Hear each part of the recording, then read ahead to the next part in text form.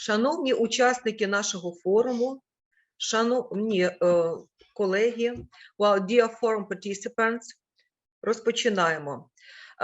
Оскільки у нас є присутні зарубіжні гості, тому ми будемо робити традиційно іноземною мовою.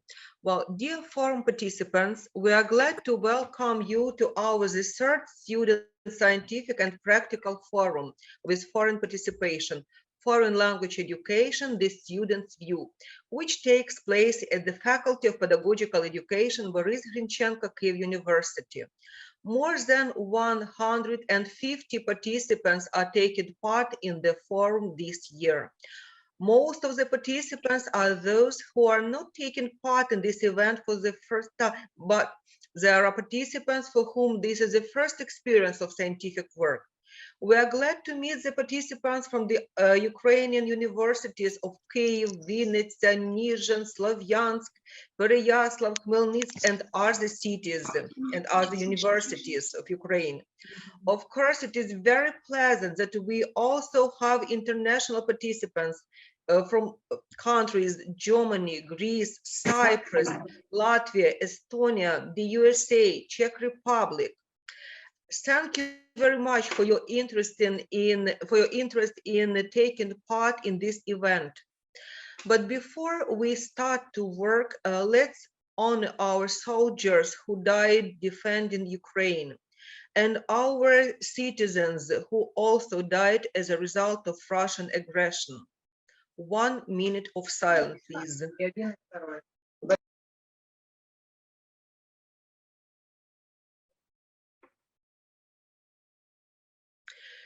Thank you. Let's continue. I'd like to tell you, in the case of air sirens and rocket attack, you must go to the shelter. The participants who are in the safe places, we can continue our meeting in this situation. So you see that we have special forum sections devoted to multilingual education, foreign philology, teacher training, teaching English or any other foreign language to the primary or preschool children or secondary, and even we investigate the higher education institution and teacher training within it. Of course, we'd like to tell about the special technologies of teacher training. And of course, there is a special point as the Ukrainian language and its place in the world. So we may start. And the first speaker is Voitenko Margarita. This is our master degree student, and she also works as a teacher. And she presents her topic about the special technologies of artificial intelligence in the English lessons in primary school. So, Margarita, you are welcome. If you need some help with translation of your presentation, you may ask. So, dear colleagues, I'm really glad to see you, and I hope that you are ready to start. And I will share my presentation. And 1 second. So, can you see my screen? Yes. Yes. Yes, super. So, dear participant of our conference, my name is Margarita Voitenko, and I am a student of first course master degree program. Yeah. 1 second. it's okay. So, specialty primary education, and of Boris Grinčenko Kyiv University. And I would like to tell you about my experience. I hope you can hear me well. So I would like to tell you. Margarita, don't worry, everything is good. Yeah, you may continue. Okay. Don't because worry. I'm at school, you know, we have some sounds from the process. And I would like to tell you about the use of technologies of artificial intelligence as an English lessons in primary school, as a student, as a teacher of primary school. So First, before I will start, I have simple question for you. Have you ever heard something about artificial intelligence? I guess every one of you know about such topic, about such term, and some people believe that innovators may soon be able to develop systems that exceed the capacity of humans to learn or reason out any subject. But others remain skeptical, because all cognitive activity is laced with the value of judgments that are subject to human experience. But if we will pay attention to the term, what is artificial intelligence? It's the use of computer systems to simulate human mental processes, such as interpreting and generating language. So, I also want to pay attention which examples of artificial intelligence exists. It's first of all chatbots, smart assistants, e-payments, search algorithms, media streaming, smart cards, navigation apps, facial recognition, text editors, social media feeds. And AI technologies can be used to create interactive and engaging activities that makes English more fun and immersive for pupils. For example, chatbots or voice assistant can be used to help learners to practice their conversation skills, and virtual reality or even augmented reality can be used to create immersive language learning experiences. And it also can provide immediate feedback to pupils, their performance. Sorry about the microphone. Thank you. It also can be used to create immersive language learning experience and immediate feedback. And we can identify areas where our students, pupils need to improve and adjust their learning strategies. And of course, as a result, it can help our students to progress more quickly and effectively. And the integration of artificial intelligence technologies into English lessons in primary school holds significant potential. These technologies can enhance the learning experience, engage students, and facilitate language acquisitions in innovative ways. I prepared some examples of how artificial intelligence can be used in our English lessons. First of all, it's an idea as language learning apps, because such apps which are powered by artificial intelligence can provide personalized exercises, interactive games, real-time feedback. These apps adapt to each student level and learning pace, making language learning more engaging and effective. It's very important for us as teachers. Second idea is like the voice recognition software, and it can be used to improve students' pronunciation and speaking skills. Students can practice speaking English by interacting with AI-powered language assistant or virtual language tutors that can provide feedback and correct pronunciation errors. Also, it's good to pay attention to gamification and, of course, virtual reality, which is integrated into educational games. And they create immersive learning experiences for students.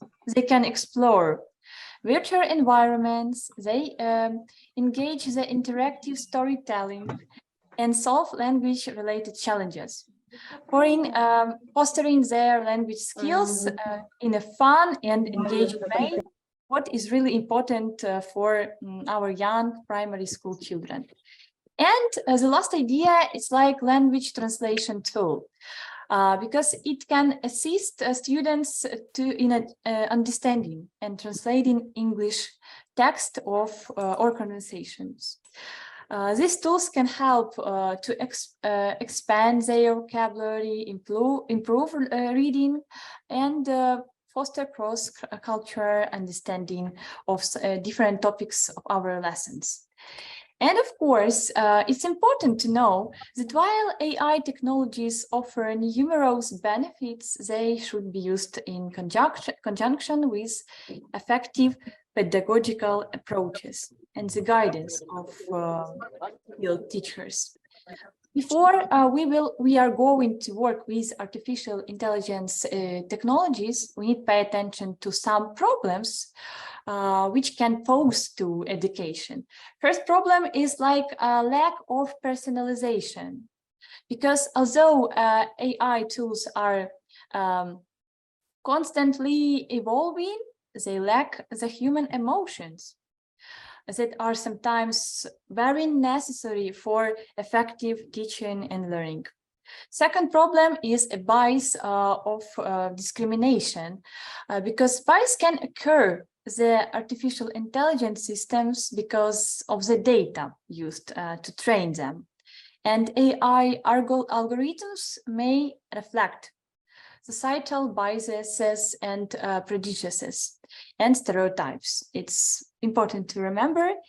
And about the dependence of technologies, both learners and teacher may become too independent on technology and hindering their ability to think critically or solve problems. And of course, data privacy and security. AI-powered tools in general often collect vast number of personal data, which might be posed to threat to learners' privacy and security. But if you decide that you are ready to work with it, I prepared free AI tools that can be used in the ELT classrooms. First idea, it's like interacting with Google Assistant. For example, school children can ask the assistant simple questions. For example, what the weather is like in Kiev, for example, what time is in Cyprus, and it's a great way to test the abilities, students' ability of their pronunciation. Second idea, it's like using Google Docs speech recognition, because this program has recently added the possibility of speech editing. And now this program can help to create voice recognition features, and we can use this function in our lesson. And third idea, it's like using Google Maps to practice direction. And this idea is to have pupils to research how to go from their location. For example, it could be their home or school to another places. And it can help students to be more confident when they are telling about their location. Okay, about some activities. Using AR-generated images. It's three ideas. First, it's like guess the topic of the lesson based on an image. Second, create images using prompts with the target language. And third idea, it's like to create images that can summarize the text of the topic of our lesson. It's I hope, I guess it can be very useful for your teaching of primary school. And of course, we need remember that it's important to note that while AI technologies can be available tool for enhancing English language learning in primary school, they should not replace the human teachers. Rather, they should be used to conjunction with human instruction to create more effective and engaging learning environment. And teachers need to become like data scientists and understand assignment data generated by AI and monitor its decisions. And if we will see in the context of foreign language teaching process, I consider that this topic surprisingly useful and relevant for improving the interactivity and quality of English in primary school. And I have a question for you. Have you already used AI technologies in your English lessons, or you just going to use it? I will be able to read your ideas, and I'm very, very grateful for your attention. Thank you very much. Thank you, Margarita, for interesting presentation. Dear participants, if you have any questions to Margarita, you may use our forum, special forum platform, and you may write the questions, and Margarita can answer them. Thank you, and we have to continue our work.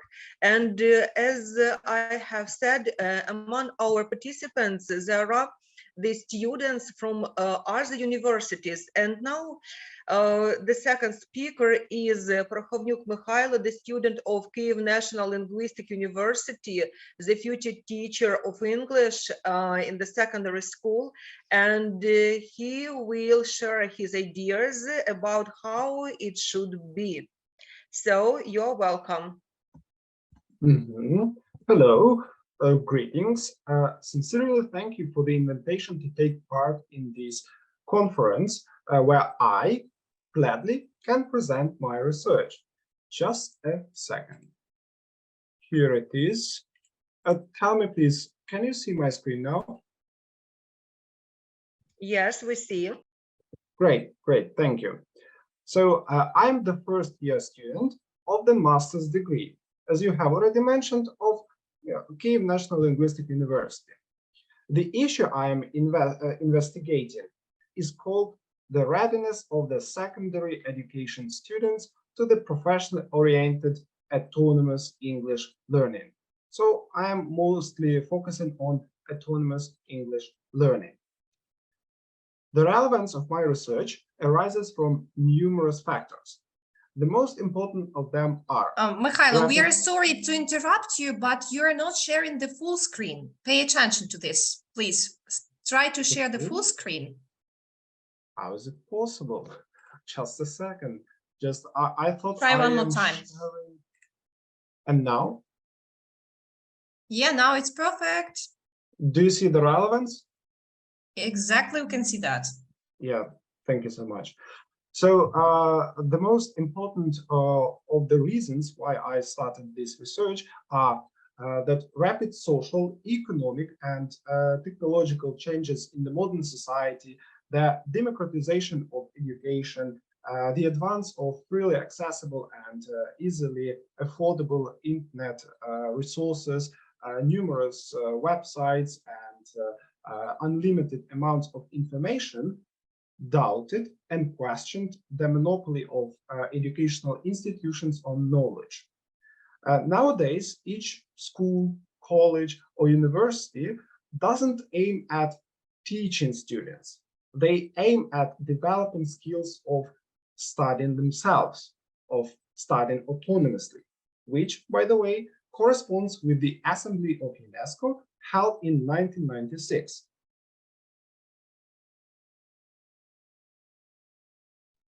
Yeah, do you see the aims? Good. To achieve the goals of my research, I had to fulfill the following tasks. Firstly, to conduct a survey among the students of pedagogical faculties, to analyze the results, to outline the main issues students encounter, and to compare the results of my survey with the corresponding questionnaires carried out before. In the end, I had to suggest the ways of improving to teach or to enhance the professional-oriented autonomous English learning. As a basis of my questionnaire, I took the survey of the researcher Сватеварчаку, and in order to objectify my conclusions, I compared the results, the outcomes of my survey, my research, with the corresponding results obtained in the studies based on the same survey previously. They were held in universities and colleges of Вінниця, Odessa, Rivne, Nizhyn Mikola Gogol State University, Kyiv National Linguistic University, and Bogdan Hrynchenko Kyiv University. As you can see, it's quite obvious that from 2016 and up to 2022-2023, the readiness of students, the average readiness of students for autonomous learning is increasing. When it was 3.16 or 3.45 before, nowadays it's 3.8, which is a 12% growth in only 5-6 years. The main reasons of such intensification of interest, and what's more importantly, readiness of the students, are the COVID pandemic, of course, the distance learning, and unfortunately, the large-scale aggression of Russian Federation towards Ukraine. My investigation also enables to spot other issues students encounter on their way to professional-oriented autonomous English learning. For example, poor setting goals abilities, dependence on the teacher's guidance, constant necessity of teacher's assistance, and insufficient levels of searching and selecting education material skills. What could we do? Having identified the weaknesses of students' preparations for autonomous English learning, it's possible to suggest several ways how to develop strategies to solve such problems. The best option for increasing the effectiveness of students' preparation for such learning will be the introduction of educational disciplines, subjects, which will be designed to form such skills and abilities. For example, as to set goals, to plan their educational process, to find and select educational materials, to select educational strategies which match your preferences and needs, to organize your educational practice, and what's more important, to monitor your progress and evaluate your achievements. So, in the course of my investigation, I have conveyed the survey.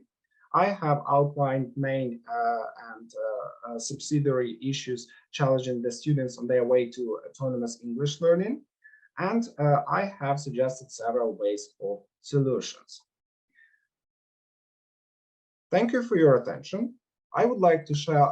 I would also like to share the references I am working with, and if we have time, there are some questions to be asked and answers.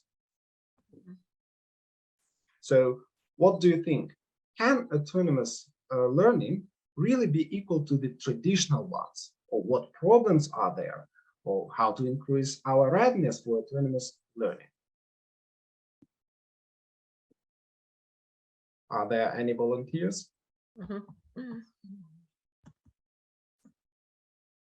I understand it's quite a dubious topic, and there are lots of prospects to be searched for. And if you have any ideas, you could share them on the website in the discussion section of the university or in our comment section. Thank you. Thank you, Mikhailo, very much. It was a really interesting presentation because you have had a real investigation in your research, and the topic is important nowadays because the problem of teacher training should be get the real place in all the system of education. Thank you very much. Before continuing, I'd like all the participants, if you can, of course, please open your avatars to make the photo. Будь ласка, шановні учасники, відкрийте на кілька хвилин всі ваші чудові аватарочки, щоб ми зробили спільне фото. Щиро дякую. Будь ласка, Тетяна Юріївна, Лада Вікторівна, зробіть нам.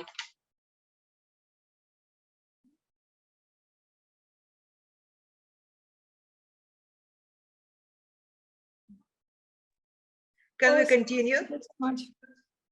Thank you. So now we may continue the work of our forum, and the next speaker is our partner in the sphere of teacher training, Dr. Isaac Papadopoulos, head of the Department of Education, School of Doctoral Studies from the University UNICAF, Cyprus Republic, with his interesting presentation, Multilingualism and Multiculturalism in Education. So you are welcome, and we are very glad to see you because you are cooperating with us for many years, and thank you and your colleagues for support Ukraine in such very awful time because we have the war, and thanks for support. Thank you very much. I'm really happy to be with you, even if virtually. Hello, Olga. Hello there. I really missed you and our collaborations, and of course very soon I hope that everything will be fine and everyone will be in the right place in the right place and for the right obligations. Yes. Hello there. Hello, Natalia. Thank you so much for this very kind invitation to be among you today. It is very interesting to be with you, because not only interesting but very important because I can see again some familiar faces. Hello, Tanya, nice to see you again. And hello, Dr. Lada Petrick. I'm really happy to be with you and to share some information, some ideas with you and your students. Congratulations to the students. Congratulations for your work. You continue to support your students. You don't give up, and this is the best thing. Just like you know, we can see your attempts. We can understand what you see, what you face now. Not me personally, but of course some of the Greek people there, because okay, we tried. No one expected that Greece would be able to overcome the Turkish authority for 400 years. But this small country, Greece, managed to do it. So we are sure that Ukraine will manage to do so, and we will pray for you. We have been praying for you and for the peace in Ukraine. So I think that enough is enough with that, and that's sharing some research, because that's the reason we are here today. So today, of course, I decided to offer some information and some of our ideas with regard to multiculturalism and multilingualism in education.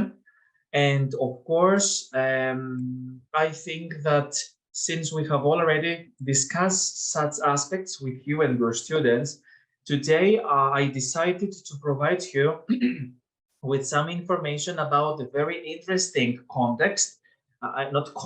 framework, educational framework, entitled multi-languaging.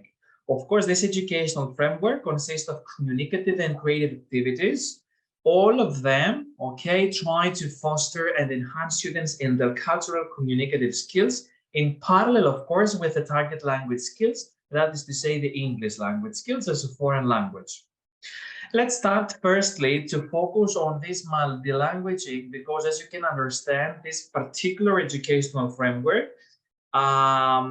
includes and has included several aspects of multilingualism and multiculturalism for our students. So, of course, we try at the very beginning of teaching, and when we talk about multicultural, multilingual classrooms, to engage our students in interactive activities that can enable them to acquire the knowledge of self and the other, okay, because we talk about culturally and linguistically enriched classrooms. And of course, we try to provide students with a number of opportunities to develop various competencies, such as comparing, contrasting the cultures, dealing with tolerating ambiguity, all of these things that are, okay, that exist in our classrooms, okay, the modern classrooms of multicultural and multilingualism. And of course, at the same time, our basic aim is to encourage this intercultural cooperation and communication. The students, in other words, within this educational framework that is going to be described shortly, are trained to develop such skills and competencies which help them to solve problems.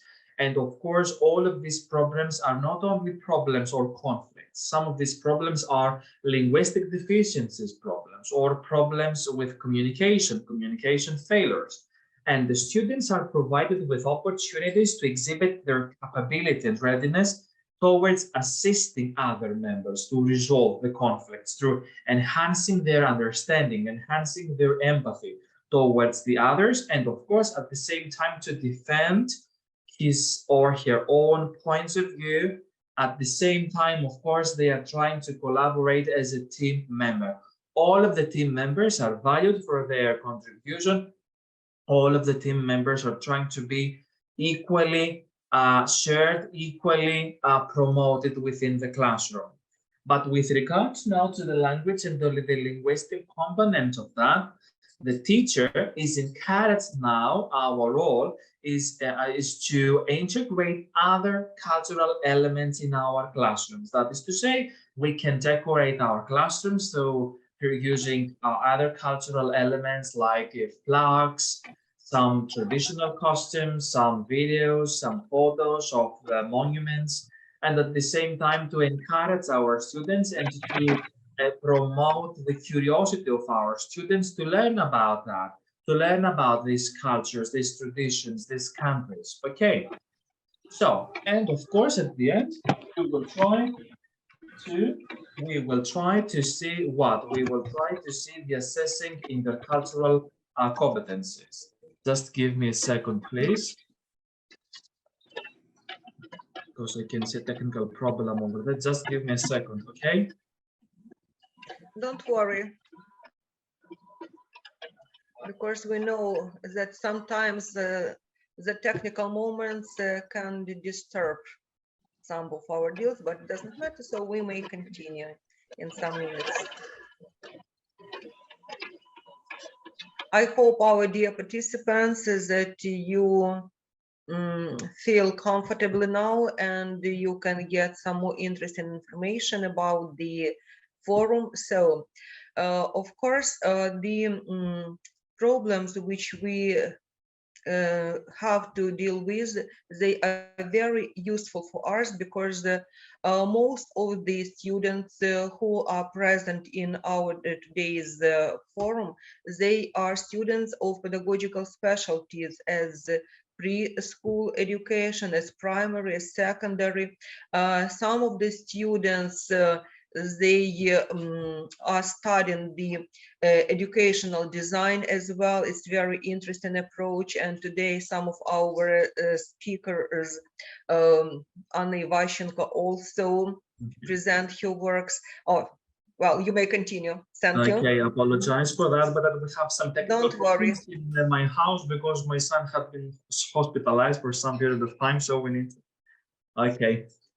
Okay, and now, since we talk about a very alternative context, a very alternative educational framework, multilanguaging, we need also not to focus on the assessment of the students in the traditional way.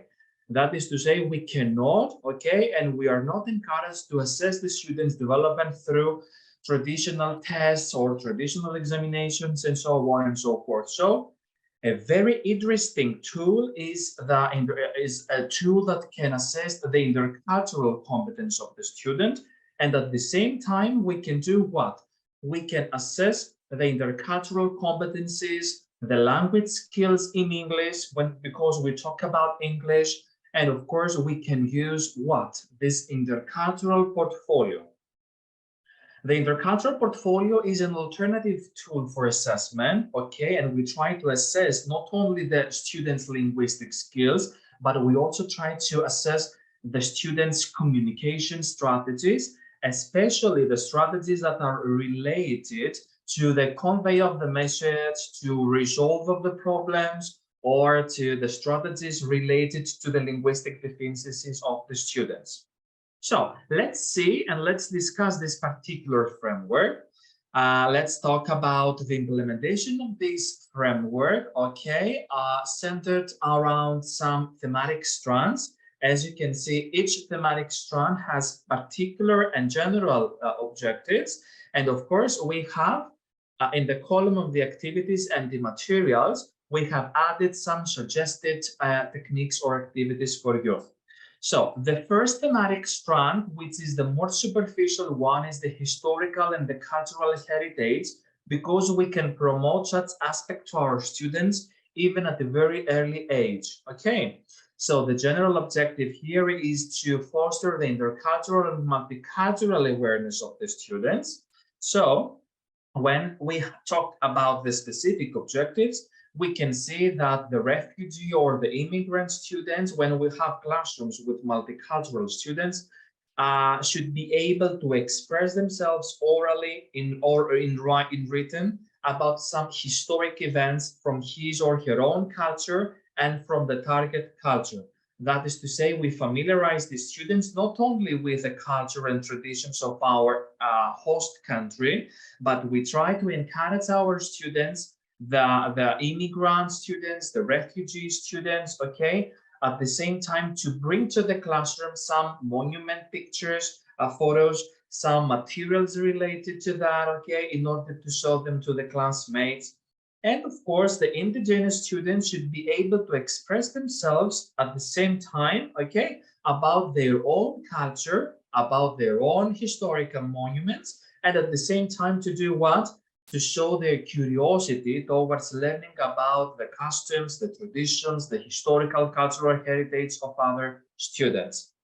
Of course, here you can see that we can make use of some legends, okay? We can make use of historical monuments, some visual representations, some PowerPoint presentations with that, some historical places, okay? For example, in Greece, we have Vergina, okay? The birthplace of Alexander the Great. And of course, some customs, some traditions about the oral presentations. Or when we talk about primary or secondary education students, we can ask our students, along and in collaboration with the ICT teacher, to prepare some PowerPoint presentations.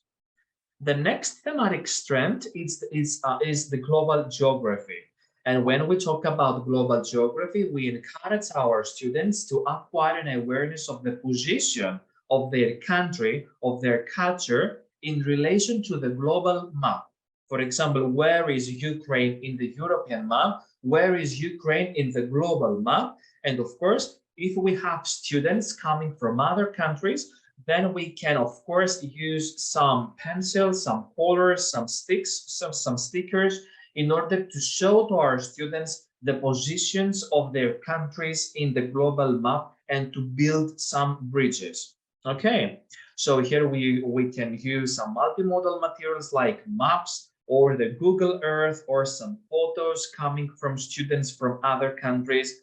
And of course, we try to travel online virtually to these countries. We try to zoom in, okay, to some particular places. For example, I remember that I had a student from Albania and more specifically from Tirana. Okay, so the student asked me if we could zoom in Tirana to see the place, the city they used to live.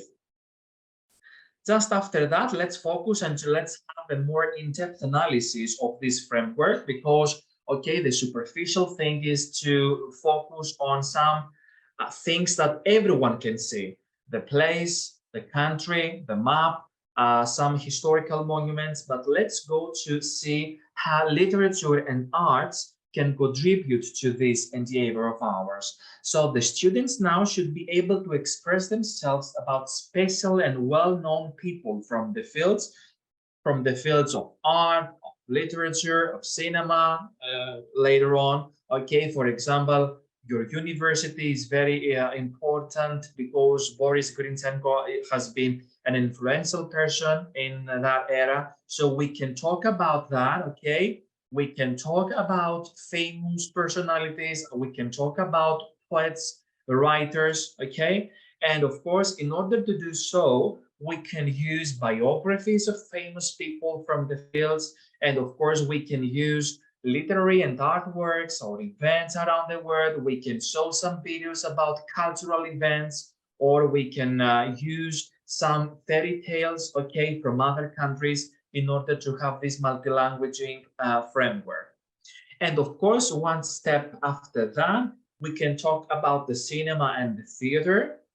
Okay, so within the context of this thematic strand, we can encourage our students to express themselves about famous people from the fields of the cinema, from the theater, because cinema and theater have been culture-oriented activities. Okay, these can create and this can foster this cultural contact of the students. And of course, we can have some film extracts, okay, very famous film extracts, or we can have some subtitles, because it is encouraging for our teachers and for our students to do what? To come into contact with the authentic language. Okay, and of course, we can have some role play games, we can have some drama play games in order to express themselves orally, okay, and to take on some roles and so on and so forth. And the last thematic strand is the lifestyle, the customs, and the habits. Why? Because here we try to encourage our students to compare the lifestyles and the habits in his or her own country with other countries, with other cultures. We encourage our students to speak and write about family relations, about family behaviors in various social and cultural situations. For example, how we celebrate Christmas in Greece, how you celebrate New Year in China, how you celebrate some particular customs and tradition in Ukraine, and so on. So we can provide our students with some pictures of traditional dishes. We can have some pictures or videos from traditional dances and traditional festivals about customs and traditions. We can play some role games, okay, with public about communication situations. We can, for example, imitate that we are at a Greek restaurant and we try to order some Greek food there, and so on and so forth. And of course, if we do all of these things, we try to do what?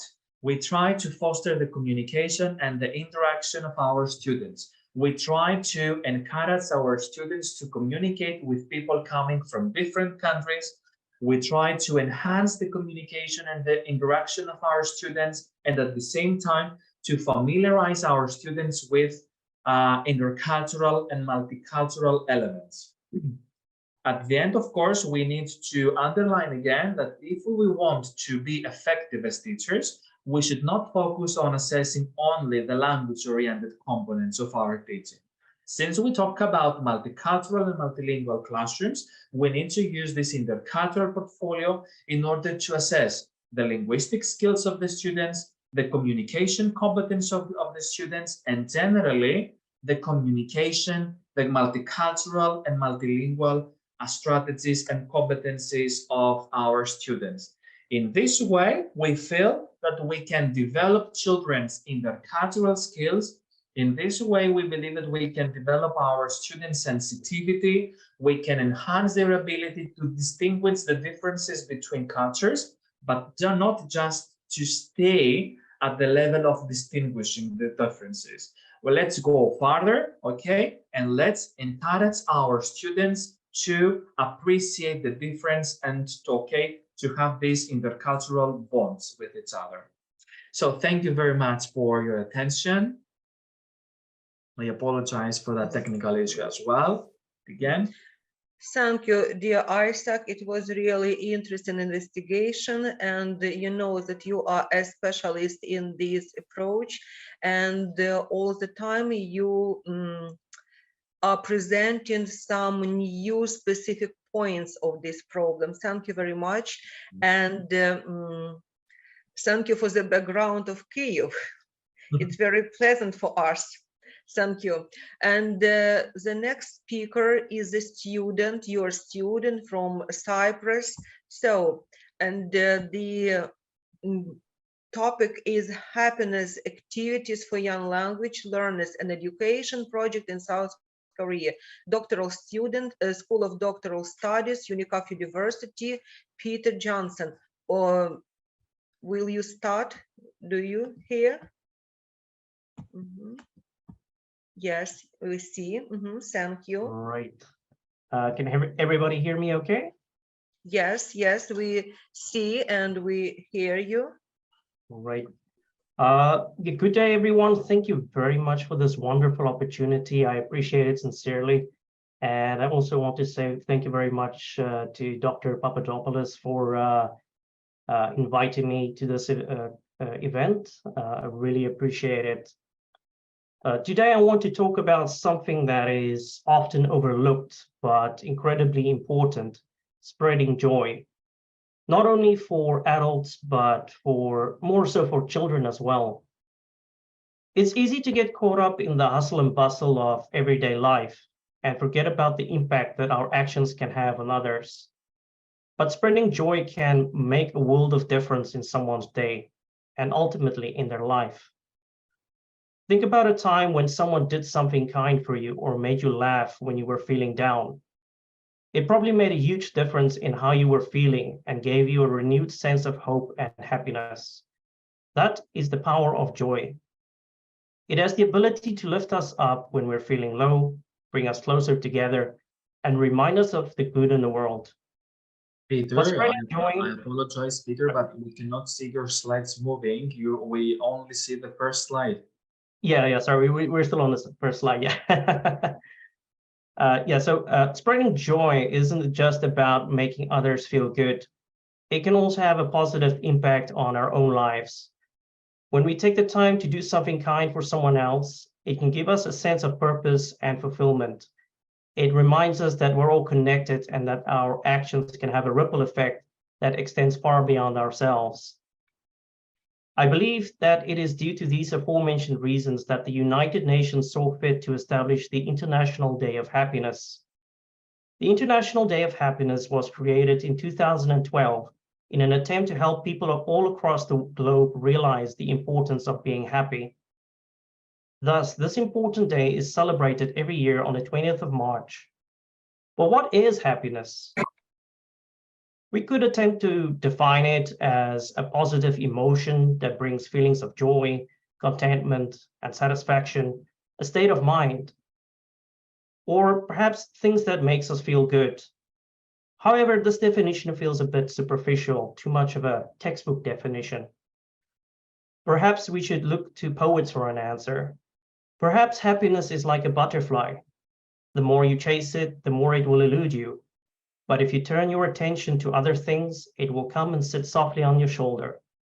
Perhaps happiness is when you focus on living your life to the fullest. And perhaps happiness is the ability to bring a smile to the face of a child by inviting them to celebrate a day of happiness with you, as I did at Ivy Collegiate School in South Korea, where I teach these bright little minds. Perhaps happiness is when a child experiences a new aroma for the very first time. Perhaps happiness is when a child is taught how to create something. And watching the joy in their faces when their hard work results in success. Perhaps happiness is giving children the freedom to express themselves artistically and celebrating with them. And perhaps happiness is the friends we make throughout our life's journey. Perhaps happiness is all of these things and more. Spreading joy doesn't mean that you have to do anything grand or extravagant. It can be as simple as a smile, a compliment, a small act of kindness. It could be volunteering your time to help others, sending a thoughtful message to a friend, or surprising someone with a small gift. The possibilities are endless. Right now, all across the world, there are people suffering and going through the worst times of their lives. Someone right next to you might be enduring a terrible time. You may not even notice. And yet your small action, kindness, and smile can have a major impact on their life. Spreading joy costs nothing. And the best part is spreading joy is contagious. When we do something kind for someone, it inspires them to do the same for others, creating a chain reaction of positivity and kindness that can spread throughout our communities and beyond. In addition, spreading joy has various benefits, such as reduced stress, improved relationships, a better immune system, and a healthier mind. These are but a few examples of how happiness can improve our lives. In a world that can sometimes feel dark and overwhelming, spreading joy is more important than ever, and even more so for children. I therefore would like to implore everyone to make a commitment to each other, to do our part in spreading joy, one small act of kindness at a time, not only on March 20th, but let's make every day the International Day of Happiness. Together, we can create a brighter, happier world for ourselves and those around us. Thank you kindly for your time. Thank you very much for your presentation, dear Peter.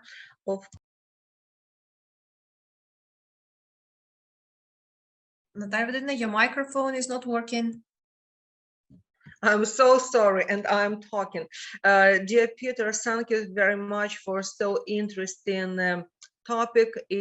Happiness, such a philosophical category, but you have presented within the teacher training and foreign language training and education in general. And of course, it will be very interesting to meet you next year, and you will continue this investigating, and you will share with us your ideas about how to be happy. Of course, you see, as today we are having the war, so we can't say that our children are happy so much, but we hope that we will win and everything will be very good, and all of us will be happy because of victory of Ukraine. Thank you very much, and we continue. We have one more participant from UNICAF University as a doctoral student, School of Doctoral Studies, with the topic verb lexicalization in Ho Chi Minh Sign Language University. I'd like the participant who are presenting this topic to tell some words about himself, because it's very specific name and surname, and it will be better to hear the original pronounce of the name and surname. Will you? Hello, Hoa, can you hear us? I do not see this participant. It is here. She is here with us. Yeah. Okay, Oh, great. yeah. She's Ho. It's me. Yes, you're welcome. You are welcome to our student forum. We are glad to see you, and we are waiting for your presentation, for your speaking. Okay, so now I will share my screen. Yes. Can you? Don't worry. Of course, you need some seconds or some minutes to share the presentation. Thank you. Yeah, we see it.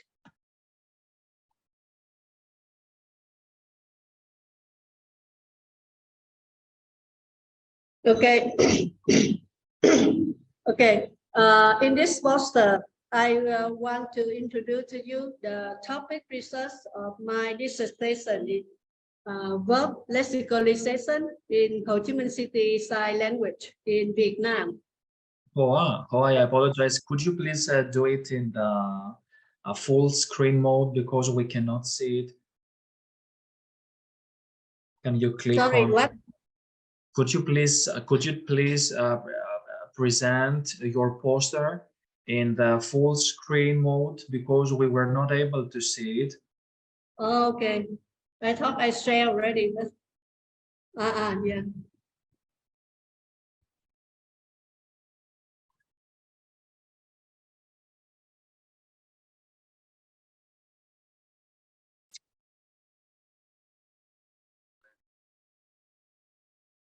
Well, I think it's not a problem if we have not the full screen. Maybe some part of the screen to view your presentation. Let's see. Okay, so you can see now? No, not yet. Well, would you like me to present the presentation, to share the screen? I think I like to share the screen already, right? Yes, I can share my screen, and of course you can start presenting if you wish. Let me. Okay, Yeah. is that convenient to you? Thank you. I don't know, maybe you, yeah, maybe, okay, thank you. Okay, so good luck. All right. So in this poster, I want to introduce to you the topic of my research for dissertation is verb lexicalization in Ho Chi Minh City Sign Language in Vietnam. As you can see in the poster, it have 6 main parts of the research: the background, the purpose and objective, methodology, participant, research questions, and significance. So first, I want to give a brief explanation about its background in Vietnam. Ho Chi Minh City Sign Language is one of the 2 popular sign languages in Vietnam, and it has a long developed history since 1886. It combines most from origin Vietnamese signs and French signs.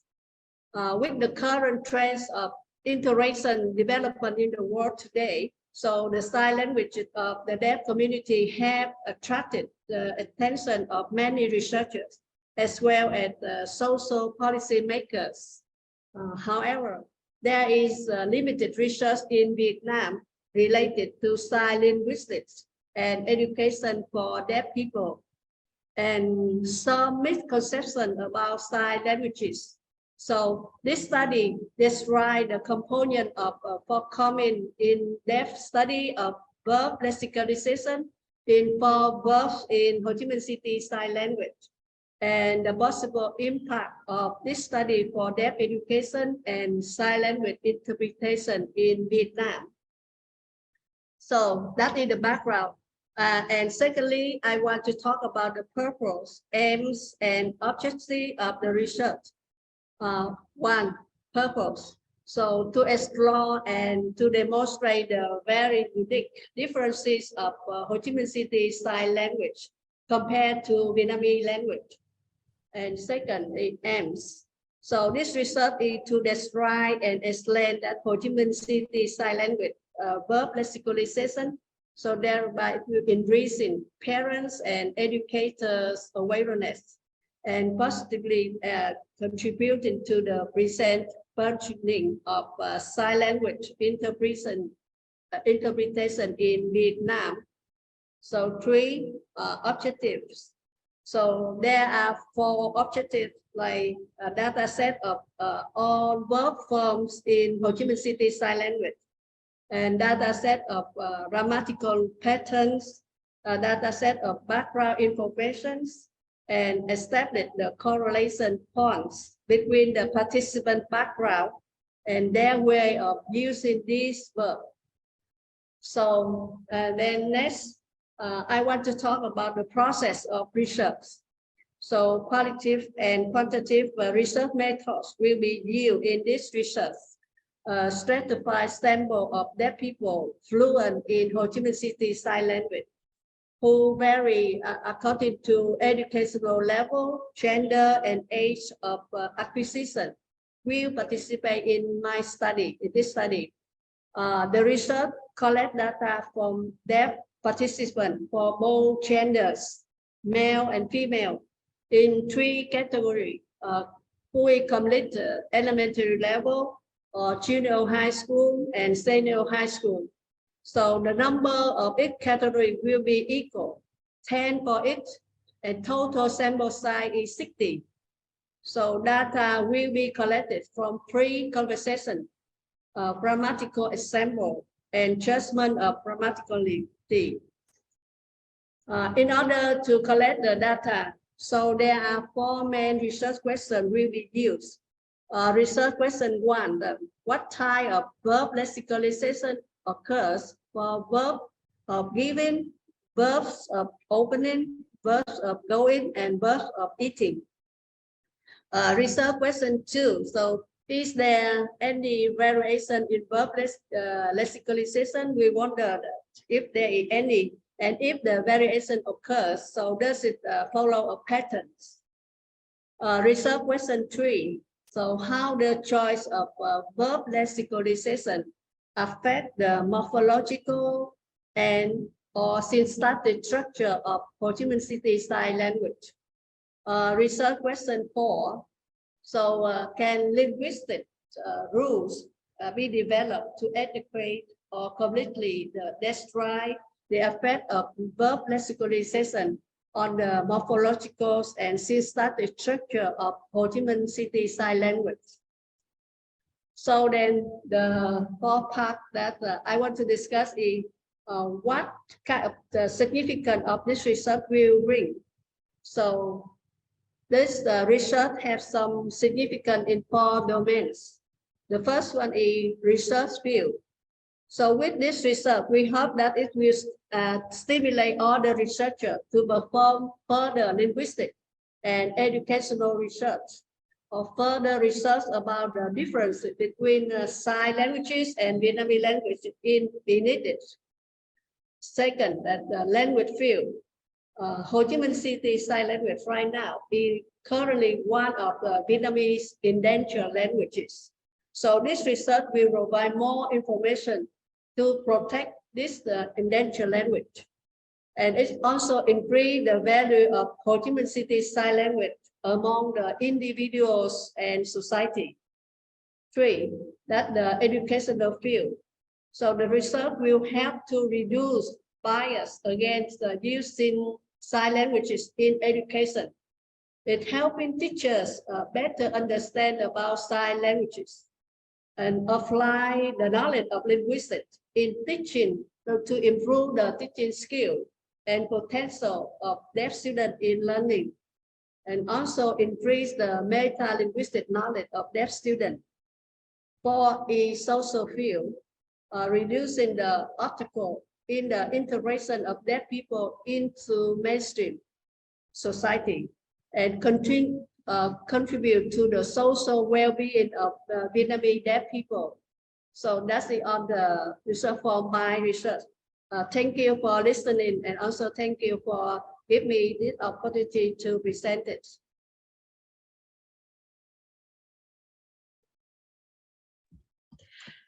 Thank you very much for presenting so.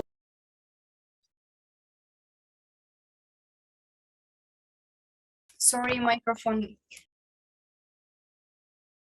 Sorry. Thank you very much for presenting a linguistical approach within foreign language education, because of course the topic of our forum is foreign language education, and it is very good that we can investigate, we can research all the points of our foreign language education from the point of teaching, from the point of linguistic, and from point of philology, and so on. And we are sorry that we have no one more speaker from Cyprus Republic because of some because it's some urgent moment with him, but we continue our work, and the next speaker is the student of our Boris Grinčenko Kyiv University, Veronika Smyshlyeva. She is a master degree student of preschool education, and she will present her problem, how to teach preschool children the English language, and which technologies, teaching method we can use within it. Because you know that nowadays within the European Union, there are a lot of special documents and laws about how to teach the preschool children. And all the directions within this problematic, of course, the teacher should know. And Veronica, as the student, as a teacher, preschool teacher, can share with us. So, Veronica, you are welcome. Good afternoon. Do you see my presentation? Yes, we see your presentation. Start, please. Thanks. Good afternoon, dear teachers, students, and guests. Allow me to present a report of the topic application of the method of general physical reaction, or TPR, in teaching English to preschool children, benefit or harm. Learning English plays an important role in child's life, and first it gives them better opportunities to future education and career properties. Second, it improves their communication skill, allowing them to interact with different people from different cultures and backgrounds. Third, it increases their access to the vast amount of information and resources available in English, including books, websites, and education on future. Finally, learning English promotes cognitive development because it encourages children to think and express themselves in another language, improving their problem solving and critical thinking skills.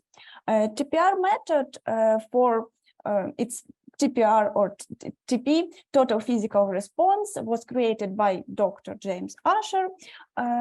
It is based upon the way that children learn their mother tongue, and parents have language-body conversation with their children. The parent instructs the child physical response to it, and the parents say, look at mommy, or give me the ball, and the child does so. The conversation continues for many months before the child actually starts to speak itself. Usher describes to TPR method, and it's based on the following three main principles. The first is the brain learns a language thought listening. The brain best remembers the language by responding to it with physical response. Language learning should engage the right side of the brain, and the right side of the brain deals with movement, images, and problem solving. And creativity left there for more logic, words, and rational thought. Language learning should be fun and stress-free. What are the advantages for the method? The first is reduce the stress of learning because it makes this process interesting and exciting. The second is motivated children to learn English, organize and discipline children, and help to immerse ourselves in the English-speaking environment. Does not require a lot of preparation to the material and time. Can be used both in group and individual learning. Are there any difficulties in using TPR? Yes, there are. Children who are not used to such things can be confused, and it's really only suitable for empty levels. You can teach everything with it, and if you use it often, it will be repetitive. James Usher presents a classification of TPR method, and we have TPR-B, or TPR with body, TPR-O, or TPR with object, TPR-P, TPR with pictures, and TPR-S, TPR storytelling. TPR body, which include everything, it includes movement, actions, commands, and that can be performing used general body movements. For example, the game Simon Say. TPRO or TPR with objects, which are based not only for loading individual words, but also on performing certain actions with objects. TPRP, thematic pictures are an extremely effective means of teaching, especially at the elementary level. TPRS or TPR storytelling, which includes acting out small short stories and fairy tales. How to use TPR in class. The teacher performs an action, both demonstrating and saying it. For example, I'm brushing my teeth, and ask the children to repeat the action. Repeat once more, and then teacher can repeat with other words and do it regularly. This method can be used like this: TPR circles, the game Simon Say, and TPR and South. TPR circles, a fun activity that involves children standing in a circle and copying movements from the teacher to each other. Many rules or variants can be added, such as last children do the action must sit down, and so on. Simon Say it's a fun game and easy. TPR and sound effect can be also added to actions to make them more memorable. And overall, when we use correctly this method, it can be very effective way to teach English to preschool children. So the TPR method is very interesting, creative, exciting. You can try it with your children and see how English learning turns from boring into an exciting game. That is, learning English in preschool children is a process that must be approached very responsible. Learning through play and interaction should be ahead of process. The use of such tools and methods will have a very positive effect to the child and interest in the process. And I ask you to put a plus of the chat who would like or worked with TPR method. Thank you.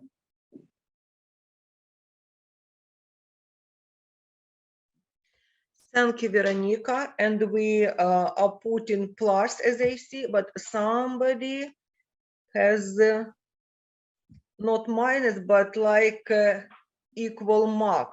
So thank you very much. And we continue our work. And I'd like to mention, if you have any questions, we have a special forum platform and the discussion section. You may follow and put a question and to make some discussion and comments in our platform.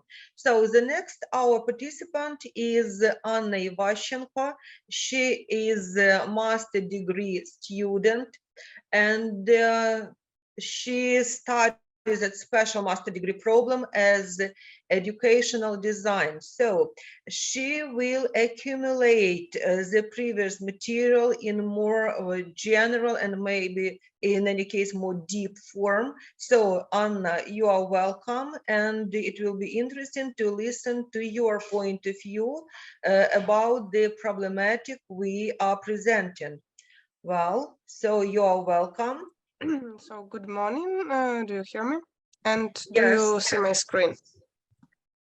Yes, we see your screen, but not full size. Can you make it full size? And now? Now you see or not? No, nothing changed. Wait a minute.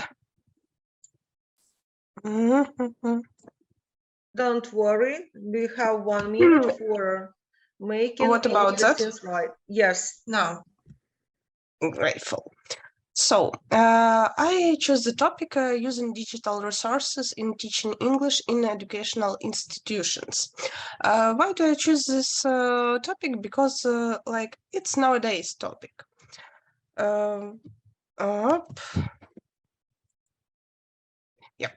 The main reason it's the changes that have been taking place in recent decades, namely the rapid scientific and technological progress and development of digital resources.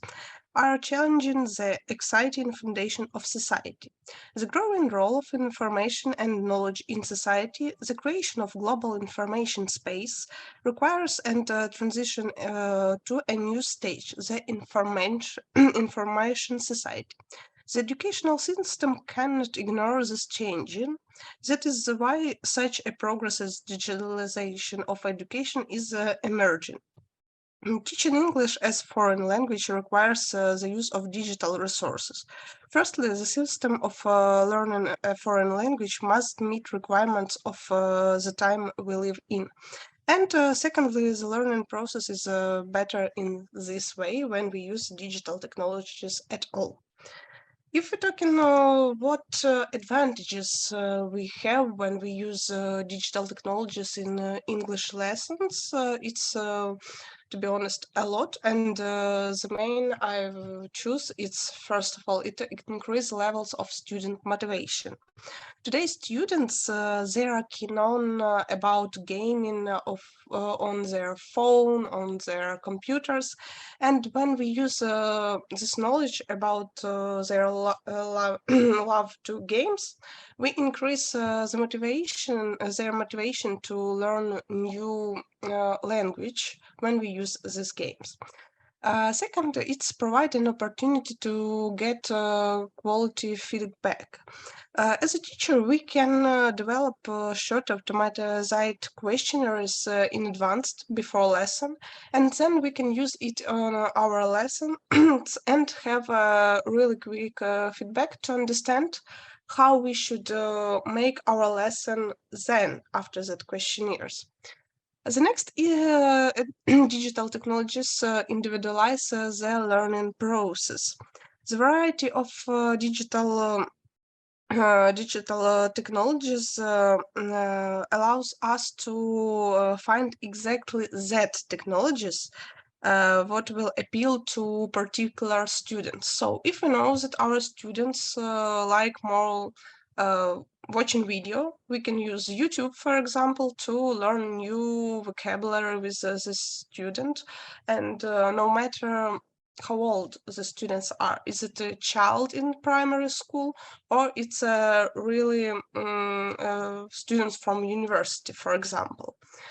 The next advantage is that digital technologies, they create a comfortable learning environment. It's not a secret that our students feel more comfortable and they feel more confident when they work in that area which are familiar to them.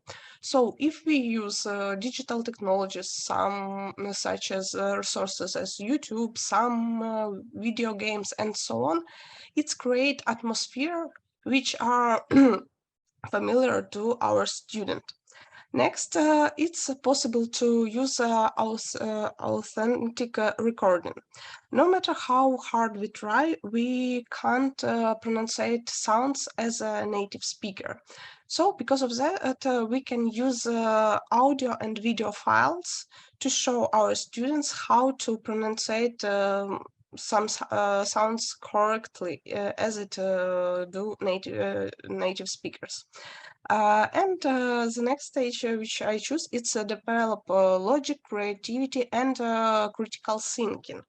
The use of digital technologies make the learning process non-standard and creates new conditions for students to use their knowledge. When students use their knowledge in a new way, they remind it more confidently and more faster.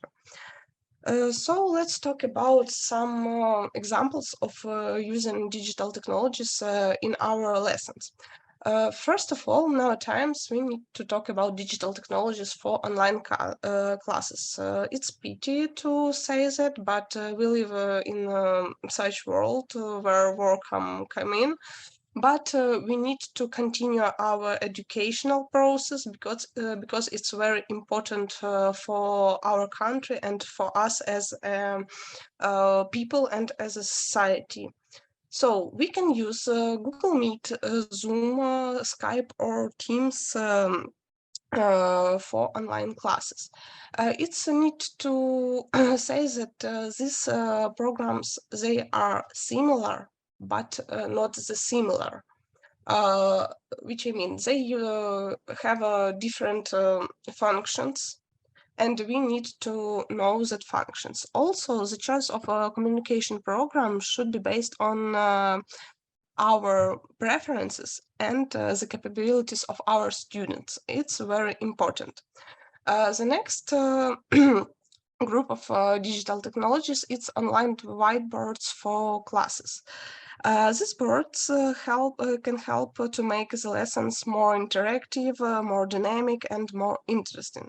On these boards, we can draw, write, attach files and recordings, or even complete text tasks from the book if we add it to this whiteboards. However, it's also worth to to say that, for example, Jamboard, it's more simpler program, and it's more comfortable use it with our little students, for example, children from primary school. And that whiteboards as a word Miro and Canva we can use with students, elder students, because there are more functions and we can do more things on these whiteboards. And the second group, it's interactive games. These groups may be the most favorite part of the lesson for students, no matter how old they are, because you as a teacher, you can create some game to make your learning process more interesting for students and more recognizable and learnable. So what resources you can use? It's learning apps, it's Wordwall, Kahoot, maybe quizzes, learning paths, and so on and so on. So there exist really a lot of these resources to create a game for learners and for educational system. To summarize all that have been said, the use of digital technologies in English lessons make the learning process more active. Learners learn a new language faster and with more satisfaction when the learning process is tailored to their needs. For teachers, these digital technologies make it easier to conduct a lesson, as they no longer need to be present in the classroom to make a quality English learning process. Thank you all for your attention. Thank you, Anna, very much. It was an interesting presentation. Well, today we have had the opportunity to follow the different points within our problematics. Thank you very much. So, our dear participants, I thank all the speakers. They were very disciplined and punctual. You have had the time in all your speeches. Thank you. I thank all the participants that despite the challenges of time, we were able to meet and work at the forum. Thank you very much. And now maybe just a little in Ukrainian language, because we have some participants who does not work with the foreign language, but they have some general points in teaching methods. Шановні наші учасники, хто, можливо, не стикається, не працює близько до іноземної мови, але загальні питання методичні, можливо, вам є щось сказати, додати, якийсь коментар нам сказати. Таймінгу, дякуємо спікерам, таймінгу спікери дотримались, і у нас є з вами трошки хвилин для того, щоб ми зробили невеличкий такий фідбек, рефлексію з приводу нашого форуму. Тому, шановні наші учасники, запрошуємо до такого короткого обговорення, поділимося нашими думками. Шановні мої колеги з інших закладів освіти чи студенти, прошу вас до слова. Таким собі експромтом зробимо. Дякуємо за вашу участь. Не соромимось. Можете в чаті писати. Якщо ви вже все сказали, те, що було закладено, ну, ваші думки, для цього у вас була сторіночка форуму. Да? Якщо деякі, шановні учасники, ви не хвилюйтесь, ваші всі роботи є. Можливо, вони потребують ще певної активації, тому що вчора було перенасичений наш сайт учасниками. Ну, як зазвичай, кожна система, вона теж трошки могла стомитись. Але там все добре, все працює. Well, dear participants of the forum, thank you very much for your being with us. Thank you very much that you found the time to prepare your interesting speeches and to share your presentations with us. It was very interesting. Today we have had one more experience of sharing our ideas within teacher training of foreign languages and foreign language education in general. So we had such directions as multilingual education, foreign philology, teacher training for all the levels, starting with the preschool and till the higher education system.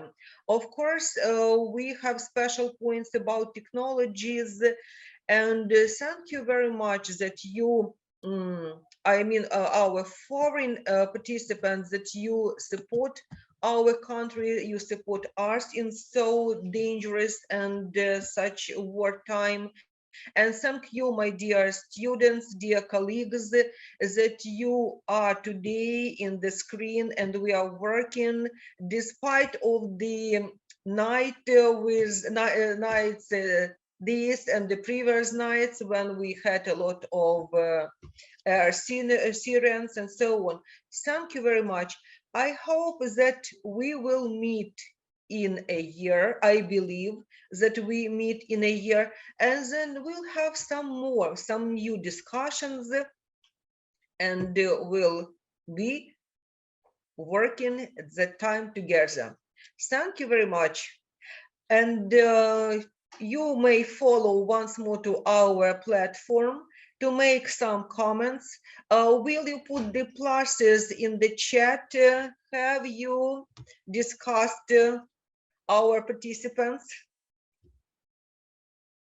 Yes, thank you, I see. So, my dear, thank you very much once more. So the work of forum is over. Thank you very much. Have a good day, have a nice day, have a silent day without air sirens. Thank you very much. Be healthy and let us be together. We love you. Boris Grinchenko, Kyiv University, the Faculty of Pedagogical Education and the Department of Foreign Language and Teaching Methodology. If you can, you may follow our Facebook page and you may write as many pleasant words as you only can, and it will be very good for us. Thank you. And about certifications, all of the participants will have a certificate, but within a week. So let's wait for it. Thank you. Goodbye.